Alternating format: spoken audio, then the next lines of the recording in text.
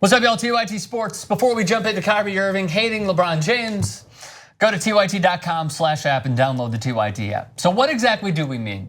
Well, Kyrie Irving, as we know, wanted out of Cleveland. But prior to, when LeBron was with Miami, 3 very credible reporters had this to say about the matter and Kyrie never wanting LeBron. So I go back a long ways with this team.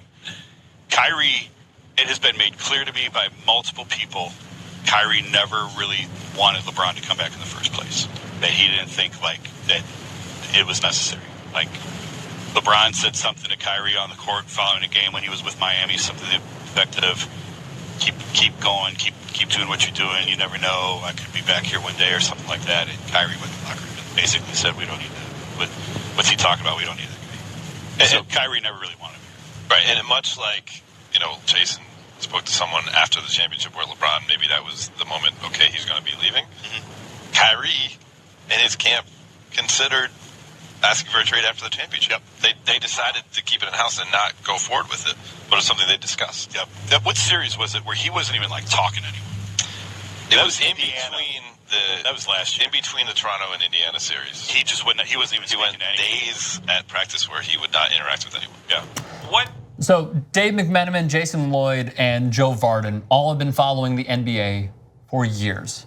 All very credible, all have sources saying that Kyrie basically said, what's he talking about? Make room, we don't need him. Right. They won a championship.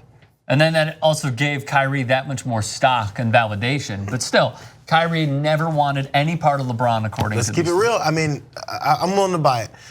Let's keep it real. There are plenty of NBA players who don't put LeBron James on the throne. We keep talking about best player in the world, and they agree, but they're like, but I don't need to play with him to win. Right. Obviously, he's lost in the finals several times. So they're thinking, okay, yeah, LeBron James is great, but I don't have to play with him. I can win somewhere else. I don't need him.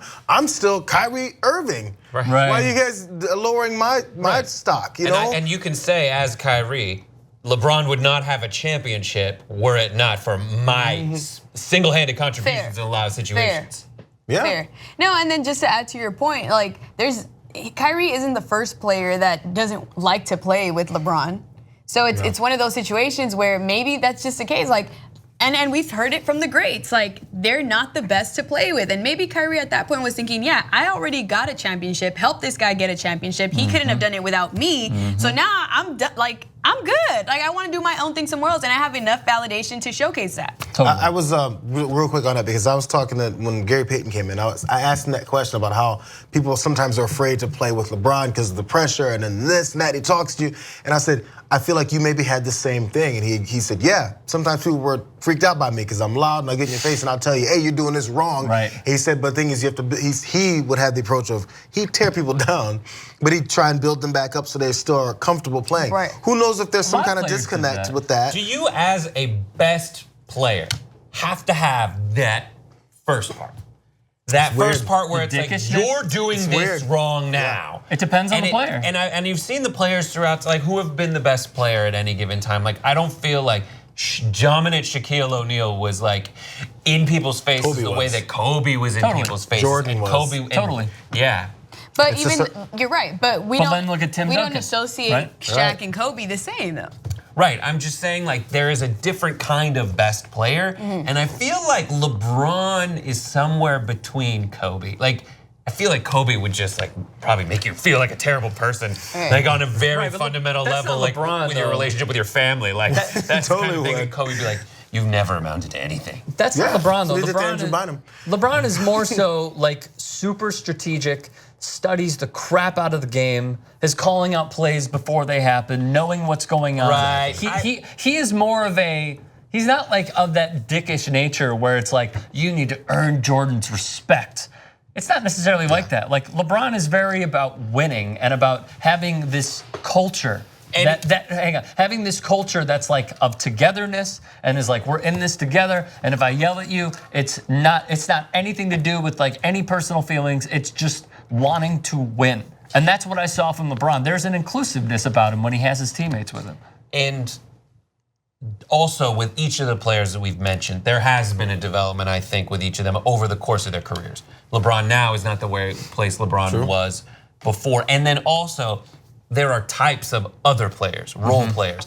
And whether, just like there are at any office or any work, like there are players who thrive off having the player in charge tell them what to do in a way. It's like, build me as a player. And then there's the other ones who are like, no, I am the best player. I am better than you. This is not going to work. There's certain areas like Isaiah Thomas when he went to Cleveland this year. There was some butting of heads. He's an alpha player on the floor, and then so some of their players looked like, you just got here, bro. You're not gonna be telling me how this is gonna work. Totally. You play within the system. So there's butting of heads, there's personality things. Maybe I think the biggest problem between Kyrie and LeBron was personality clashes had to happen.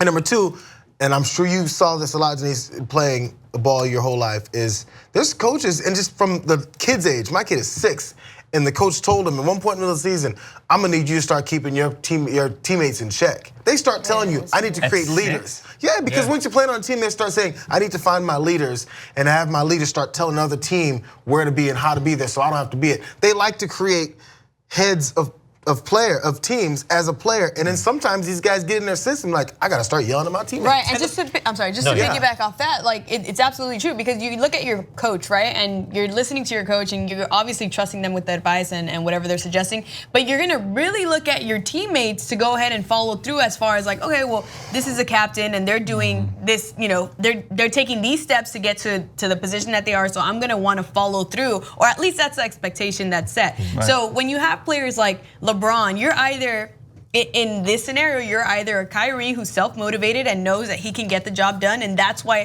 him and LeBron played so well and got a championship, or you're a player like Jayar Smith that needs direction, a lot of direction, and again, it's balance. Yeah, it's true. No, it's hard to put together just that way you just to put together a team of talent isn't it. That's what it's overlooked by fans because we don't see what happens in the locker room. The personalities and types of players have to mold too. Alrighty, yo, we are done here. Kyrie Irving never wanting to play with LeBron. Thoughts in the comments and subscribe to 2ID Sports. Have a good weekend.